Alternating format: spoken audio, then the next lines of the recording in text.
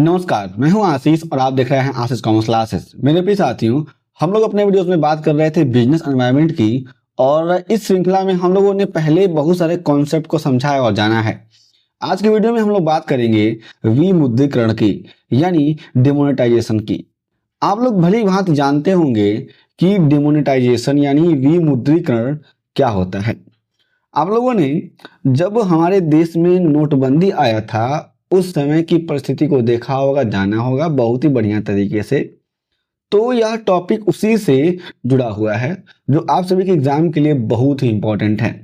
इस वीडियो में हम लोग समझेंगे कि विमुद्रीकरण यानी डिमोनेटाइजेशन क्या होता है। फिर समझेंगे कि अगर कोई भी देश विमुद्रीकरण यानी डिमोनेटाइजेशन करता है तो उसके पीछे उस देश की मंशा क्या होती है, यानी उद्देश्य क्या होता है। फिर समझेंगे कि भारत में जब विमुद्रीकरण हुआ 2016 में, उसके उदाहरण को और उसमें जो भी मुख्य बिंदु है उनको समझेंगे। और फिर हम लोग समझेंगे आगे चल के कि विमुद्रीकरण के फायदे और नुकसान क्या हैं और इसको भी हम लोग उदाहरण के साथ समझने का प्रयास करेंगे और अंत में इसके निष्कर्ष को समझेंगे। तो यह वीडियो आप सभी के एग्जाम के लिए बहुत बहुत बहुत इंपॉर्टेंट है, मैं फिर से कह रहा हूं। तो आप लोग इस वीडियो को ध्यान से देखें, समझें, जानें और फिर भी अगर कोई क्वेश्चन होता है तो आप लोग आराम से पूछें, आपके सही प्रश्नों का आंसर हम लोग जरूर करेंगे। सबसे पहले समझते हैं कि विमुद्रीकरण यानी डिमोनेटाइजेशन क्या होता है। विमुद्रीकरण यानी डिमोनेटाइजेशन वह प्रक्रिया है जिसमें किसी देश की सरकार मौजूदा मुद्रा को कानूनी रूप से अमान्य यानी इनवैलिड घोषित कर देती है। बात को ध्यान से समझेंगे कि भारत में 2016 में लगभग 8 बजे के आसपास 8 नवंबर को प्रधानमंत्री नरेंद्र मोदी आते हैं, एक टीवी चैनल पे आते हैं और कहते हैं कि मेरे देशवासियों, भाइयों एवं बहनों, अब से 500 और 1000 के नोट चलन में नहीं रहेंगे, इनको बंद कर दिया जाएगा। अब ये क्या था, यह एग्जाम्पल आप लोग समझेंगे तो आपको समझ में आएगा कि किसी भी देश की जो सरकार है, जो मौजूदा सरकार है, अगर वह कहती है कि वर्तमान समय में जो भी नोट या सिक्के या जो भी मुद्रा चलन में है वह अब चलन में नहीं रहेगी, यानी उसको अब एक्सेप्ट नहीं किया जाएगा, या हम लोग कह सकते हैं कि उसको अब यूज नहीं किया जाएगा, वह मुद्रा अब यूजलेस हो जाएगी। एग्जाम्पल को और बढ़िया समझिए कि मान लीजिए मेरे पास 500 रुपए का नोट है अभी 2025 में, ठीक है ना, और इमीडिएट अगर सरकार यह घोषणा करती है कि देखिए आप सभी के पास जो भी 500 रुपए का नोट है वह अब नहीं चलेगा, तो मैं अगर इस नोट को लेके जाता हूं दुकानदार के पास तो दुकानदार कहेगा भाई साहब अब यह नोट चल ही नहीं रहा है, अब इसके बदले मैं आपको सामान नहीं दे सकता। तो यही बात आप लोग समझने का प्रयास करेंगे, ठीक है।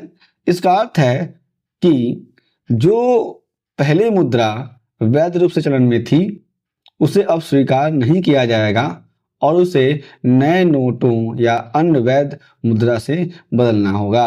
अब यहाँ पर कहा गया है कि जो भी मुद्रा वर्तमान समय में चलन में है वो नहीं चलेगी, अब उसका बदलाव क्या होगा, उसका सब्स्टिट्यूट क्या होगा। तो ये बात कही जा सकती है कि जो भी नए नोट जारी होंगे उन नए नोटों से वर्तमान में जो मुद्रा है उसको बदला जा सकता है। तो यह पूरा का पूरा परिचय और अर्थ हो सकता है। आगे बात करते हैं तो कहा गया है कि सरल शब्दों में जब कोई सरकार किसी विशेष मूल्य वर्ग यानी डिमोनेटाइजेशन की मुद्रा को अचानक अमान्य कर देती है और उसे नए नोटों से बदलती है तो इसे विमुद्रीकरण कहते हैं। यह परिभाषा हो सकती है, ठीक है ना। तो आप लोगों ने यहाँ पर परिभाषा और अर्थ दोनों को समझ लिया। अब आगे बढ़ते हैं कि अगर सरकार विमुद्रीकरण यानी डिमोनेटाइजेशन लेके आती है तो इसके ऑब्जेक्टिव क्या हो सकते हैं भाई साहब। इसमें हम लोग देखेंगे तो कहा गया है कि विमुद्रीकरण आमतौर पर आर्थिक सुधार, भ्रष्टाचार पर नियंत्रण और समानांतर अर्थव्यवस्था यानी पैरेलल इकोनॉमी, जिसको हमने अभी पिछली वीडियो में पढ़ा हुआ है बहुत ही बढ़िया तरीके से, ठीक है ना।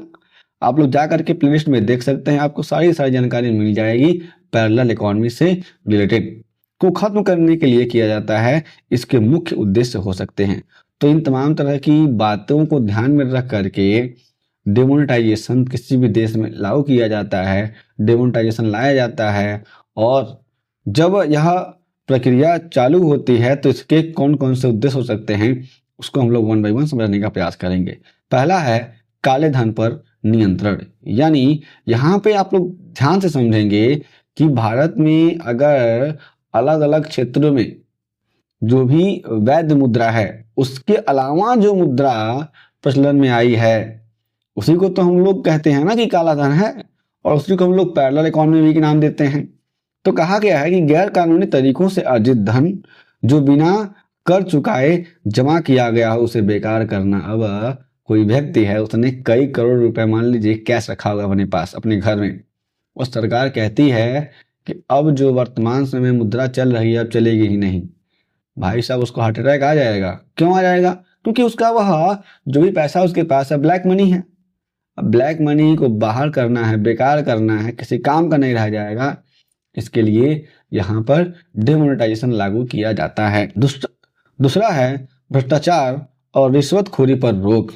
नकद लेन देन को नियंत्रित कर पारदर्शिता बढ़ाना। अगर यहाँ पर नगद लेन देन अगर कम होगा तो सारे के सारे पैसे कहाँ से लिए गए, कहाँ से दिए गए, किनको दिए गए, सारा का सारा रिकॉर्ड इलेक्ट्रॉनिक होगा, बैंकों के पास होगा। इससे क्या होगा? पारदर्शिता आएगी और गवर्नमेंट को मालूम चलेगा किस तरीके से लेन देन हो रहे हैं रुपए पैसे के। तीसरा है नकली मुद्रा को समाप्त करना। जाली नोटों को चलन से बाहर करना एक उद्देश्य हो सकता है। चौथा है डिजिटल अर्थव्यवस्था को बढ़ावा। नकदी के बजाय डिजिटल भुगतान को प्रोत्साहित करना। ये उद्देश्य लेकर के कोई भी सरकार डिमोनेटाइजेशन करती है। और पांचवा अंतिम है कि आतंकवाद और अपराध पर नियंत्रण। अवैध रूप से अर्जित धन का उपयोग आतंकवाद और अन्य अपराधों में किया जाता है, जिसे कम करना। अब मान लीजिए कोई भी आतंकवादी संगठन है, उसके पास पैसे पड़े हैं। अब जो नोट उसके पास है सरकार कहती है कि अब ये नोट चलेगा ही नहीं। अब वो नोट किस काम का रहा? क्या उसका भी तो यहाँ पर लॉस हुआ ना, उसे भी बहुत सारी समस्याएं झेलनी पड़ेगी। तो कुछ हद तक हम लोग अपराध और आतंकवाद पर नियंत्रण कर सकते हैं डिमोनेटाइजेशन से। अब एग्जाम्पल में आगे समझेंगे। अब आगे समझेंगे भारत में विमुद्रीकरण 2016 का उदाहरण देखते हैं। भारत में 8 नवंबर 2016 को प्रधानमंत्री नरेंद्र मोदी ने 500 और 1000 रुपए के पुराने नोटों को बंद करने की घोषणा की। इसके स्थान पर 500 और 2000 रुपए के नोट जारी किए गए। ये बात आप लोग जानते होंगे। अब इसमें कौन कौन से मुख्य बिंदु रहे भारत के डिमोनेटाइजेशन में, उसको समझने का प्रयास करिए। पहला था कि पुराने 500 और 1000 रुपए के नोटों को अवैध घोषित किया गया। सही बात है। दूसरा है लोगों को पुराने नोटों को बैंकों में जमा करने का मौका दिया गया। हाँ। तीसरा है डिजिटल भुगतान को बढ़ावा देने के लिए सरकार ने विभिन्न योजनाएं लागू की हैं। सही बात है, यूपीआई वगैरह, और जो भी इंटरनेट बैंकिंग सुविधाएं थी उनको और भी बूस्ट किया गया डिजिटल इंडिया के थ्रू, कि जो भी डिमोनेटाइजेशन है इसका पूरा पूरा लाभ उठाया जा सके। चौथा है इसका उद्देश्य काले धन, भ्रष्टाचार और नकली मुद्रा पर रोक लगाना था। सही बात है। अब बात करते हैं हम आगे विमुद्रीकरण के फायदे और नुकसान, यानी advantages and disadvantages of demonetisation. विमुद्रीकरण के फायदे पहले समझते हैं, एडवांटेजेस ऑफ डिमोनेटाइजेशन को। इसमें कौन कौन से फायदे हैं ध्यान से समझिएगा। पहला है काले धन में कमी। जो लोग नगद में कर चोरी कर रहे थे उन्हें अपनी आय घोषित करनी पड़ी।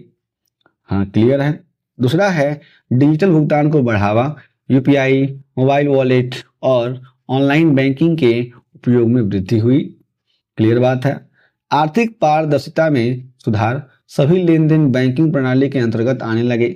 जो लोग पहले कैश में लेन देन करते थे उन्हें लगा भाई अगर मैं पैसा अपने पास रखूंगा बहुत ज्यादा तो क्या होगा, किसी दिन फिर से कोई प्रधानमंत्री आएगा और कहेगा कि अब नोट बंद, तो प्रॉब्लम क्रिएट हो जाएगी ना। इसलिए लोगों ने अब ऑनलाइन की तरफ अपना रुख करना चालू कर दिया। चौथा है अवैध गतिविधियों पर प्रभाव, यानी नकली नोटों, आतंकवाद और तस्करी में इस्तेमाल होने वाली नकदी को कम किया गया। पांचवा है बैंकों में धन की वृद्धि। बड़ी मात्रा में नकदी बैंकों में जमा होने से बैंकिंग प्रणाली में तरलता यानी लिक्विडिटी बढ़ी। तो ये सारे के सारे फायदे हो सकते हैं। अब नुकसान भी हैं, नुकसान को समझ लिए। पहला है अल्पकालिक आर्थिक मंदी। व्यापारियों और आम जनता को नकदी की कमी का सामना करना पड़ा। क्लियर बात है भाई साहब। दूसरा है छोटे व्यवसायों पर असर। असंगठित क्षेत्र जो मुख्य रूप से नकद लेन देन पर निर्भर था प्रभावित हुआ। बहुत सारे लोगों की दुकानें बंद हो गई इसी के चक्कर में। लोगों के पास कैश होते ही नहीं थे। अब जो नोट उनके पास था अब वो चल नहीं रहा था, तो बहुत सारी मुसीबतें आई। मैंने प्रैक्टिकली देखा है, समझा जाना बाजार में। तीसरा है नौकरी और उत्पादन में गिरावट। नकदी की कमी के कारण कुछ क्षेत्रों में श्रमिकों की छटनी हुई। क्लियर बात है। चौथा है बैंकों और एटीएम में लंबी लाइनें। लोगों को पुराने नोट बदलवाने के लिए लंबा इंतजार करना पड़ा। सब बातें देखी सुनी हैं। और पांचवा यानी अंतिम है नई मुद्रा छापने का खर्च। नए नोटों को छापने और उन्हें वितरित करने में सरकार को अतिरिक्त खर्च करना पड़ा।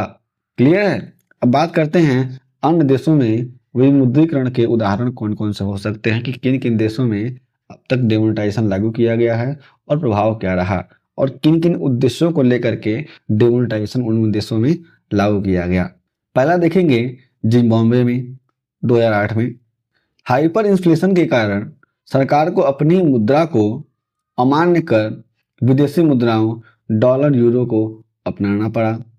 ये बातें क्या था भाई, इन्फ्लेशन बहुत ज़्यादा बढ़ गया था, महंगाई बहुत ज़्यादा हो गई थी, ये पहला कारण था। दूसरा है रूस 1991 यानी 1991 में सोवियत संघ के पतन के बाद पुराने रूबल को अमान्य कर दिया गया था, जो पुराना रूबल था रूस में। और तीसरा है नाइजीरिया में 1984 में भ्रष्टाचार को खत्म करने के लिए सरकार ने पुराने नोटों को बदलने का निर्णय लिया था। ठीक है, तो ये सारी बातें हो सकती हैं डिमोनेटाइजेशन के संदर्भ में। अब निष्कर्ष की बात करते हैं, कौन कौन सी बातें हमने सीखी इन चीज़ों से। आप लोग ध्यान रखेंगे जब आप लोग एग्जाम में आंसर लिखेंगे ना, तो आंसर लिखने के बाद से अपनी बात यानी अपना पॉइंट भी रखेंगे निष्कर्ष के रूप में। ये बात हमेशा आप लोग ध्यान रखेंगे। आगे कहा गया निष्कर्ष में, कंक्लूजन में, कि विमुद्रीकरण एक बड़ा आर्थिक निर्णय होता है जिसे लागू करने के बाद अल्पकालिक असुविधाएं हो सकती हैं, लेकिन दीर्घकालिक रूप से यह अर्थव्यवस्था को पारदर्शी बनाने और भ्रष्टाचार पर अंकुश लगाने में सहायक हो सकता है। हालांकि इसकी सफलता इस बात पर निर्भर करती है कि इसे कितनी अच्छी तरह से योजना बनाकर लागू किया गया है और सरकार ने इसके प्रभाव को कैसे नियंत्रित किया है। ये सारी की सारी बातें समझने योग्य हैं। तो आप लोग पूरा का पूरा आंसर ऐसे ही लिखेंगे तो बढ़िया मार्क्स मिलेगा आप सभी के एग्जाम्स में। हम लोग फिर से मिलेंगे एक नए वीडियो के साथ। यदि आपके पास कोई प्रश्न है जरूर बताएं। तब तक के लिए जय हिंद।